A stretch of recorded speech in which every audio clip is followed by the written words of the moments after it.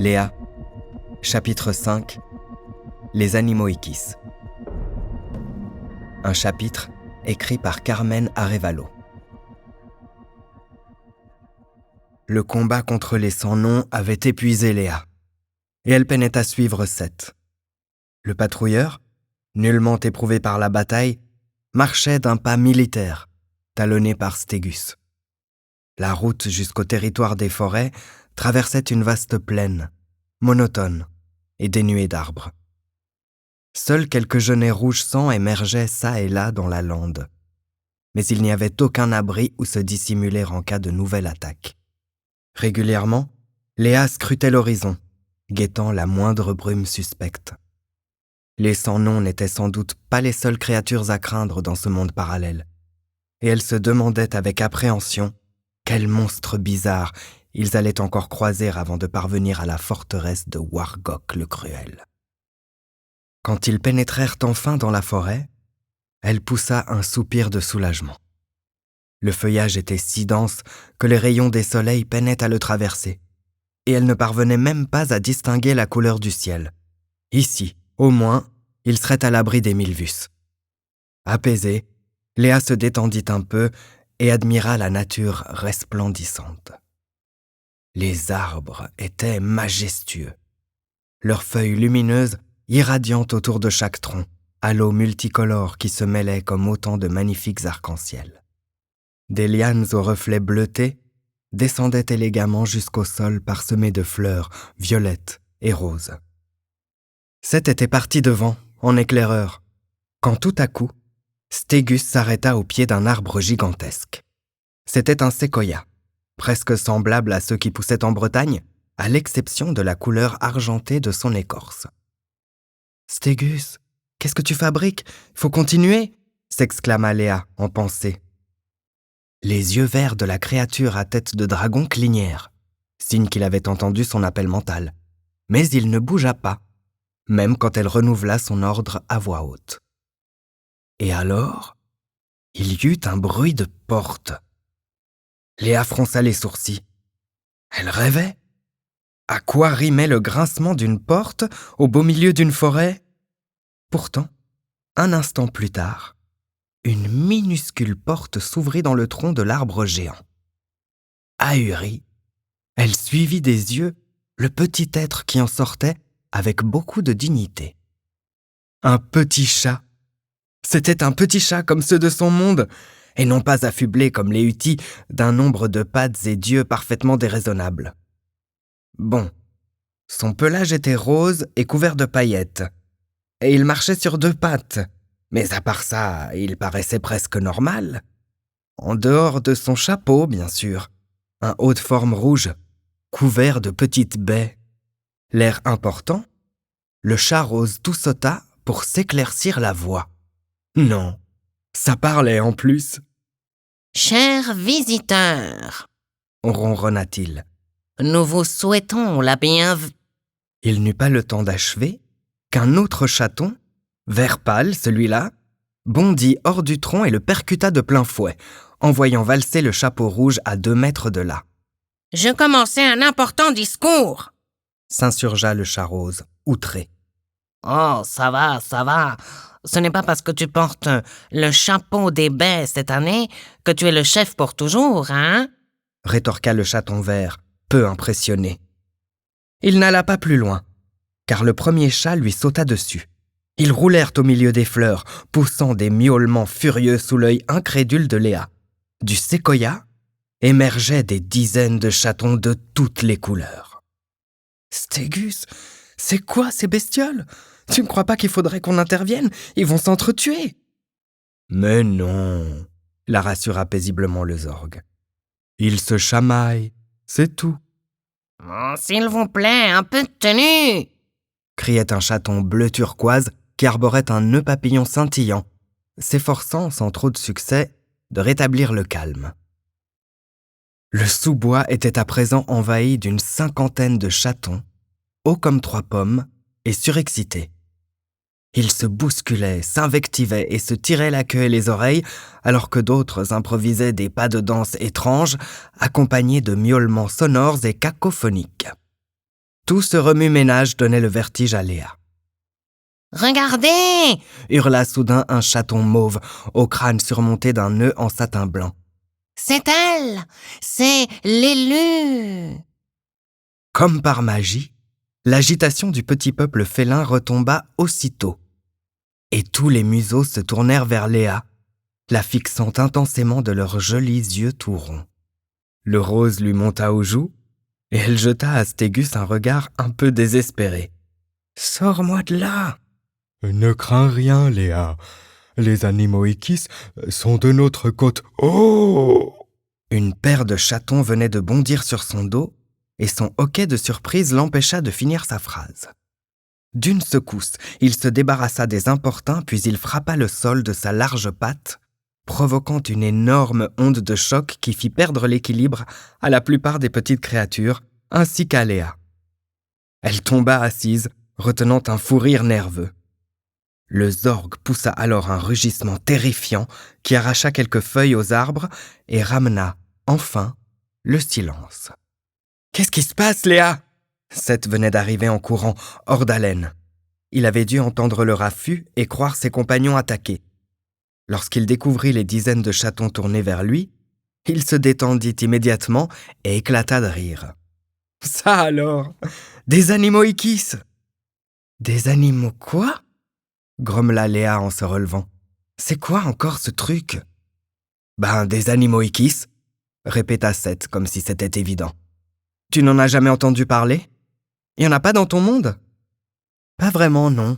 Dans mon monde, nous avons des chats, de simples chats, gris, blancs ou roux, qui marchent sur 4 pattes et qui parlent pas. »« Ah, c'est pas bien marrant chez toi, » remarqua Seth en esquissant une grimace désabusée. « Ici, les Animoikis sont légendaires. C'est hyper rare d'en voir. Quelle chance on a, hein ?» Ses yeux brillaient d'excitation. Pas trop convaincue, Léa jeta un œil aux chatons tapageurs qui se battaient, dansaient, sautaient et s'agitaient dans tous les sens. Ces petites bestioles, incapables de rester tranquilles 2 minutes et habillées en clowns, des créatures de légende ? Ils voulaient rire. « C'est pourtant vrai, Léa, » intervint Stégus. « Les Animoikis ne sont pas connus uniquement pour leur entrain et pour leur exceptionnel sens de la fête et de la convivialité. » Il s'interrompit et s'écarta d'un pas, pour éviter de se faire percuter par 2 chatons furieux qui se donnaient des coups de griffe. « Convivialité, hein ?» railla Léa. « Oui, enfin, la plupart du temps. La présence de l'élu au milieu d'eux leur fait un peu perdre les pédales, d'accord. Mais ne les sous-estime pas. Leurs pouvoirs sont puissants et ils sont doués du don précieux de prémonition. » Étonnée, Léa n'eut pas le temps de poser d'autres questions. Le chat rose, qui avait récupéré son chapeau, s'inclinait devant elle avec cérémonie. « Je disais donc, bienvenue à toi, Léa. Je m'appelle Oul. Je suis le chef de cette tribu. Pour un an seulement, » cria une voix moqueuse. « Silence !» rugit le chaton, avant de poursuivre, faisant mine d'ignorer l'interruption. « Ainsi, la prophétie disait vrai. C'est un honneur de te recevoir dans notre forêt bien-aimée. » À ces mots, tous les chatons se figèrent et reprirent à l'unisson. « Un honneur, oui, un honneur. Rejoignons le feu sacré. Vous autres, allez préparer la fête. » poursuivit-il à l'adresse de la foule. Alors que l'instant d'avant, ils semblaient tous prêts à s'étriper, les petits félins poussèrent des cris de joie et se dispersèrent dans la forêt comme si de rien n'était. Léa, Seth et Stégus emboîtèrent le pas à Oul et débouchèrent après quelques minutes de marche dans une somptueuse clairière. Du lierre aux reflets rouges entourait l'espace sacré. Des lucioles multicolores, dans un ballet féerique, virevoltaient autour d'un Animoikis d'un blanc immaculé, portant une sorte de jupe en feuilles. Le cercle cérémoniel était délimité par des petits troncs à l'écorce d'or et d'argent. D'un geste plein de respect, Oul désigna le félin immobile. Voici Shawu, notre prêtresse. » Léa s'approcha timidement, émerveillée par ce qu'elle découvrait. Des pétales de fleurs avaient été harmonieusement disposés au sol pour dessiner un croissant de lune au centre duquel était érigé le bûcher. Tandis que Stégus humait l'air avec prudence, Seth s'éloigna d'eux, indiquant par geste à Léa qu'il allait monter la garde. Elle acquiesça d'un signe de tête avant de se retourner vers la prêtresse qui venait de prendre la parole. « Bienvenue, voyageurs. Nous vous attendions. Le temps est venu de nous venir pour mettre fin au règne de Wargok le Cruel. Il est dit qu'une Métakophe viendra et qu'elle ramènera la paix dans notre monde avec ses 3 compagnons. Nous, les Vanimoikif, avons notre rôle à jouer dans ta quête. Nous t'aiderons, Léa. » De petits cris triomphants retentirent dans les arbres avoisinants. Quelques Animoikis avaient bravé l'interdit pour assister en cachette à la discussion. L'un d'eux avait entamé une danse de joie que les autres chatons perchés tentaient de faire cesser sans aucune discrétion, roulant de gros yeux effarés. « Ça suffit !» tonna le chef, exaspéré. « Oust! Allez préparer la fête! Les éléments font une des clés de votre réussite. » reprit Shawu. « Buvons le breuvage sacré, et si les esprits gardiens le veulent, le temps de la révélation viendra. »« Faites !» appela-t-elle. « Allume le feu !» Le jeune homme, qui observait le rituel depuis la lisière des arbres, sursauta en entendant son prénom, mais ne se déroba pas. Avançant vers le bûcher, il sortit de sa besace la lanterne où sommeillaient les mini-hutis, et il allait en choisir un quand Shawu l'arrêta d'un geste. « Non, le feu doit émaner de toi, patrouilleur. »« De moi ?» répéta Seth, perdant légèrement contenance. Il s'était mis à observer ses mains d'un air étrange. « Seth, qu'est-ce qui t'arrive ?» fit Léa alarmée. « Je ne sais pas, ça me pique. » Seule la flamme partant du cœur peut réveiller l'étincelle endormie du feu sacré. Prends ton temps, patrouilleur. Les lunes font encore baffe. Tandis que Seth fronçait les sourcils, fixant le petit tas de bois d'un air de concentration extrême, Léa leva les yeux vers le ciel. Les lunes ? Comment ça, les lunes ? Il y avait déjà 2 soleils et des nuits qui duraient 4 heures, des chats bariolés complètement dissipés et maintenant plusieurs lunes ? Elle dut aussitôt se rendre à l'évidence. À côté de Nera, une plus petite lune très brillante commençait à apparaître. Décidément, elle avait encore bien des mystères à percer dans ce monde. En soupirant, elle reporta son attention sur Seth, qui grimaçait franchement. « Ça te fait mal ? » Ça fait pas du bien en tout cas, murmura-t-il entre ses dents serrées.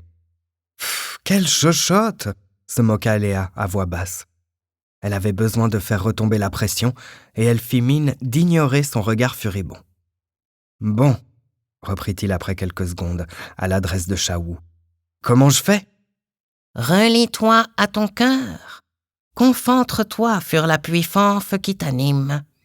Puis déplace cette énergie dans tes mains sans forcer. Imagine simplement la flamme jaillissant de tes paumes. » Un silence religieux était tombé sur la clairière, uniquement troublé par la rumeur lointaine des Animoikis en train de préparer la fête. Personne ne bougeait. Tous les regards tournaient vers le patrouilleur. Alors qu'elle l'observait, elle aussi, Léa eut soudain l'impression que le lierre, autour d'eux, changeait peu à peu d'aspect. Le rouge de ses feuilles se faisait plus vif, plus intense, comme brillant d'un feu intérieur qui les rendait phosphorescentes. Elle allait s'en étonner à voix haute quand le phénomène cessa, le végétal retrouvant sa teinte précédente en un instant. « J'y arriverai jamais !» cria Seth au même moment, découragé et furieux. « Aie confiance, patrouilleur. la maîtrise de tout don requiert patience et silence intérieur. Les émotions peuvent perturber cet équilibre. Tu peux le faire, Seth, ajouta Léa gentiment. Avec un soupir, le jeune homme reprit la position. Quelques minutes s'écoulèrent, puis il murmura soudain, la voix tremblante d'excitation.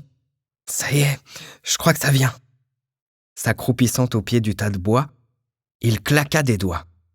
Léa, qui retenait sa respiration, poussa un cri de joie en voyant jaillir une maigre étincelle qui suffit pourtant à allumer le feu. Du brasier enfla alors une sorte de bulle translucide aux reflets bleus et dorés qui s'étendit jusqu'aux confins de la clairière, les isolant totalement de l'extérieur et des bruits en provenance du banquet. Seth rayonnait. Et Léa ne pouvait pas détacher ses yeux de lui, aussi ébloui par sa beauté que par son nouveau don. Apparemment, il était aussi surpris qu'elle, mais elle n'eut pas le loisir de le questionner. Shawu frappait le sol de son bâton, regardant intensément l'élu. Elle sortit d'un petit sac quelques baies blanches et noires, qu'elle écrasa dans sa pâte pour en extraire un jus violet et doré, qu'elle fit couler dans un récipient en écorce. Sous les yeux éberlués de Léa, le liquide devint arc-en-ciel. Puis, au moment où un chant étrange sortait des lèvres de la prêtresse, il se teinta d'or. Alors Shawu but.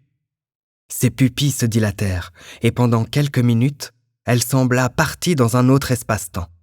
Puis elle eut un sursaut et revint à elle, annonçant d'un ton grave. « Les chemins ne sont pas faciles à voir. Votre quête fera fumée d'embûches. Tenez-vous prêts. Restez unis. À la fin, un choix devra être fait. » La bulle magique s'estompait. Un Animoïkis plus téméraire que les autres se faufila entre eux pour essayer de lécher le fond du bol, mais Shawu lui tapa la patte avec son bâton avant de se tourner vers Léa et ses amis. « À présent, il est temps de faire la fête !» déclara-t-elle avec sa solennité habituelle. Les festivités battaient leur plein lorsqu'ils arrivèrent. Une grande table avait été dressée.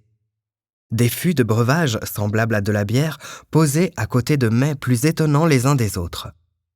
Les Animoïkis s'empiffraient ou se trémoussaient sur la piste de danse, entraînés par un orchestre déchaîné. Léa se sentait sous le choc de la scène incroyable à laquelle elle venait d'assister et des révélations de Shawu. Cette étrange mixture dorée, issue des baies de Kundur, avait dit Oul, avait vraiment des propriétés singulières. Mais qu'est-ce qui n'était pas singulier dans cet univers? Vidée, elle s'éloigna un peu et s'assit au pied d'un grand arbre, laissant aller sa tête contre le large tronc. Elle était sur le point de s'endormir quand un petit bruit la fit tressaillir. Un chaton bleu se tenait devant elle, curieusement coiffé d'une passoire. Il chancelait comme s'il était ivre, impression renforcée par son sourire béat, et elle se demanda avec amusement s'il n'avait pas abusé de ce qui, ici, leur tenait lieu de bière. D'un mouvement imprécis, il brandit sous son nez une assiette où trônait une espèce de tas de boue. « Élu, mange, les volets pour toi !» annonna-t-il d'une voix pâteuse, content de lui. « Ah, merci, sans façon !» tenta de protester Léa, réprimant un haut-le-cœur. « Allez, c'est du scourge, c'est délicieux le scourge !» « Non, merci !» répéta-t-elle sèchement. « Je n'ai pas faim et j'ai besoin d'être seule. » Vexé, il plissa les paupières, ses yeux tout ronds réduits à une simple fente. « Ah, ben puisque tu le prends comme ça, j'avais une prédiction, mais tant pis. » « Quoi ?» s'exclama la jeune fille, piquée par la curiosité. « Oh, dis-moi, s'il te plaît !»« Non, tu préfères être seule et je... » « Fais-moi cette prédiction tout de suite !» explosa Léa, faisant sursauter le chat qui en perdit sa passoire et la dévisagea d'un air apeuré. Se radoucissant, elle ramassa l'ustensile et le lui tendit. « Allez, quoi, s'il te plaît !» Le chaton prit une longue inspiration, puis se pencha vers elle avec un air de conspirateur. Le grand amour est imminent, annonça-t-il en roulant les airs avant de perdre l'équilibre et de se raccrocher de justesse au genou de Léa pour ne pas se casser la figure. « Le grand amour ? Vraiment ?» répéta Léa, sceptique. Ce messager n'avait rien de très crédible avec son improbable couvre-chef, mais comme elle le regardait s'éloigner en trébuchant, elle se sentit soudain animée par une énergie nouvelle. Et s'il avait raison, après tout ? Pensive, elle tourna la tête vers la fête. Elle repéra Seth sans peine. Il dansait, et il lui adressa de grands signes de la main sitôt qu'il l'aperçut. La musique ralentit au moment où elle le rejoignait, et elle ne put s'empêcher d'y voir une sorte de signe. « M'accorderez-vous cette danse, mademoiselle ?» questionna-t-il avec une petite courbette. « Avec grand plaisir, monsieur », répondit Léa en riant. Les bras solides du patrouilleur enlacèrent sa taille. Heureuse, elle se laissa entraîner dans la danse. Vous avez écouté Léa, un roman collectif des éditions Okama, par Catherine Roland, Marie-Christine Horn, Florence Herleman, Gilles Marchand, Carmen Arevalo, Juliette Nothomb, Mélanie Chapuis, Zelda Chauvet, Marilyn Stellini, Leila Bassein, Joanne Guillaud-Bachet, Laurent Feuz, Nicolas Feuz, Calikis. Un livre audio produit par Tell Me the Story, réalisé par Cornland Studio, et mis en voix par moi, Xavier Loira.